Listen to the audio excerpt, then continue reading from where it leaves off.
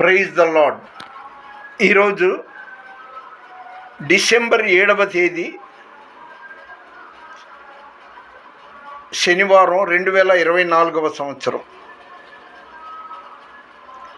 ఈరోజు దేవుని వాగ్దానం, ధైర్యము వహించి నిబ్బరముగా ఉండుడి.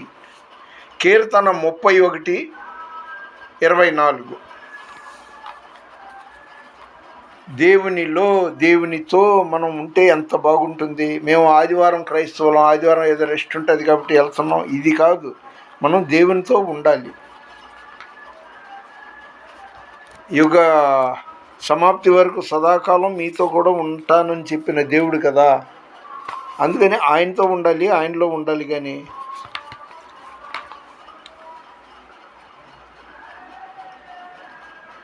దేవుని 10 ఆజ్ఞలు మీ ఎదురుగా పెట్టాలని ఆశపడ్డాను. The 10 commandments నిర్గమకాండంలోది. దేవుడి మాటలు, నా మాటలేం కాదు.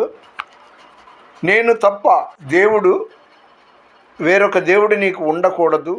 దేని రూపమైనను విగ్రహమును నీవు చేసుకొనకూడదు. వాటికి సాగిలపడకూడదు, వాటిని పూజించకూడదు. యేసుప్రభు క్యాలెండర్లు, యేసుప్రభు స్టాచ్యూలు నేను ఎన్నో వాటికి దండం పెడుతూనే ప్రార్థన చేశా. ఇప్పుడైతే యోహాను సువార్తలో చెప్పినట్టు దేవుడు ఆత్మ గనుక ఆత్మతో సత్యంతో ఆరాధిస్తున్నాను. అలాగే నీ దేవుడైన యెహోవా నామమును వ్యర్థంగా ఉచ్చరింపకూడదు. దేవుడు తోడు, నా మీద నమ్మకం లేదా, ప్రమాణం చేసి చెప్తున్నా, దేవుడు వింటున్నాడు, దేవుడి మీద ఒట్టేసి చెప్తున్నా. ఇలాంటి మూర్ఖులు కూడా ఉన్నారు. అలా అనకూడదు అన్నమాట, వ్యర్థంగా ఉచ్చరింపకూడదు.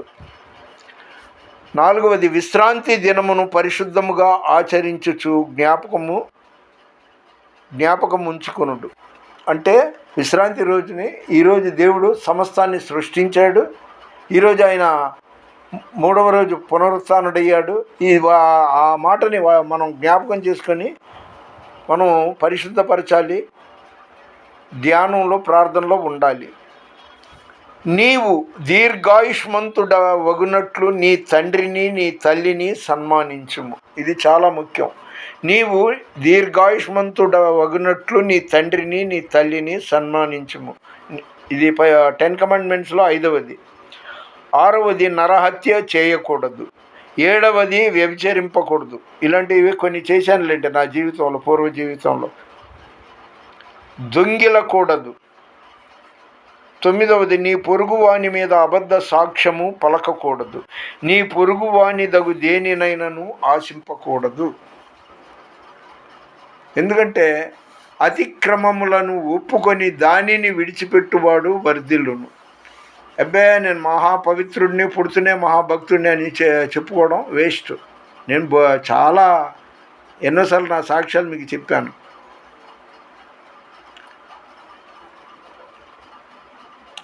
స్తుతి స్తోత్రమో ప్రభువా, కరుణాల హృదయ మరియ సుత. స్తుతి స్తోత్రమో ప్రభువా, అమలోద్భవి దయాసుతుడా, సదా నిన్నే స్తుతింతుమయా. అమలోద్భవి దయాసుతుడా, సదా నిన్నే స్తుతింతుమయా. ప్రపూజ్యనీయ కీర్తనలు. నా మీసం ఇప్పుడు చూసి గుర్తొచ్చింది, మీ అందరికీ తెలియచేయాల్సిన బాధ్యత నాకుంది. ఏమంటే సేవకులు, పాస్టర్లు మీసం మెలియడం అవసరమా అని, దాని రహస్యం ఇప్పుడు చెప్పేస్తానండి. నేను జనరల్గా బయట తిరిగినప్పుడు ఇతరులు నన్ను చూసి ముస్లిమ్స్ సలాం అలైకుం అంటారు, సాహిబ్ గారు అనుకుని.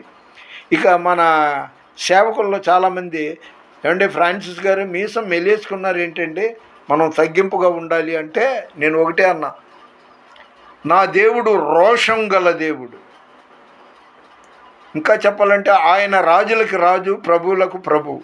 కాబట్టి నేను ఉసూర్మని నీరసంగా ఎవరైనా 10 ఇస్తే బాగుంటుంది అన్నట్టుగా కాకుండా హుందాగా, దర్జాగా, సంతోషంగా తిరుగుతుంటాను. కాబట్టి ఇది మెయిన్ కారణం. రెండవ కారణం, ముస్లిమ్స్ గడ్డం పెంచుకుంటారు కానీ మీసం ఇలా మెలియరు, కాబట్టి నేను ముస్లింని కాదు. మూడవది ఏంటంటే, ఏదైనా భోజనం చేసినప్పుడు కానీ కూల్ డ్రింక్ ఏదైనా తాగినప్పుడు కొన్నిసార్లు ఈ మీసం నోట్లోకి వచ్చేస్తుంటుంది, అందుకని ఇలాగా ఎత్తిపెట్టి పైకి పెట్టాను అన్నమాట. ఇది మీసంలో రహస్యం. నీ పరిచర్యను తుదముట్టించుటే నా నియమమాయనే, నీ సన్నిధిలో నీ పొందుకోరి నీ స్నేహితుడానైతిని. నీ పరిచర్యను తుదముట్టించుటే నా నియమమాయనే, నీ సన్నిధిలో నీ పొందుకోరి నీ స్నేహితుడానైతిని. నా ధన్యతావో నా భాగ్యము, ఏమని వివరింతును, ఏమని వివరింతును. ఒక చిన్న మాట చెప్పి ముగిస్తాను. బి సుజాత వాళ్ళ అన్న సిఎస్ఐ చర్చి పాస్టర్, ఏలూరుపాడో ఎక్కడో, మొత్తానికి అన్న వదిన ఉన్నారు, వాళ్ళకు ఒక బిడ్డ ఉన్నాడు, చెల్లెలు మరిది గారు ఉన్నారు, వాళ్ళకు ఒక పాప, హాస్పిటల్లో అనుకుంటా ఆమె ఉద్యోగం చేస్తుంది. తల్లిదండ్రులు వాళ్ళు వృద్ధులు, గుడివాడ దగ్గర ఊరి పేరు చెప్పను. ఈ అమ్మాయి మానసిక రోగి అని అంటారు అనుకుంటారు, నేను కూడా అలాగే మోసపోయాను, కానీ దురాత్మ పీడితురాలు. ఎంతసేపు ఆ రైల్వే స్టేషన్ లేదా బస్ స్టాండ్ అక్కడే నిద్రపోయి అక్కడే తిని ఎన్నిసార్లు సెల్ ఫోన్లు పోగొట్టుకుందో. ఈరోజు 2 సార్లు ఫోన్ చేసింది, ఫ్రాన్సిస్ గారు ఇవాళ ఎక్కడైనా మీటింగులు ఉన్నాయా? గుణదల్లో మీటింగ్ ఉందంటండి, క్రిస్మస్ సెలబ్రేషను.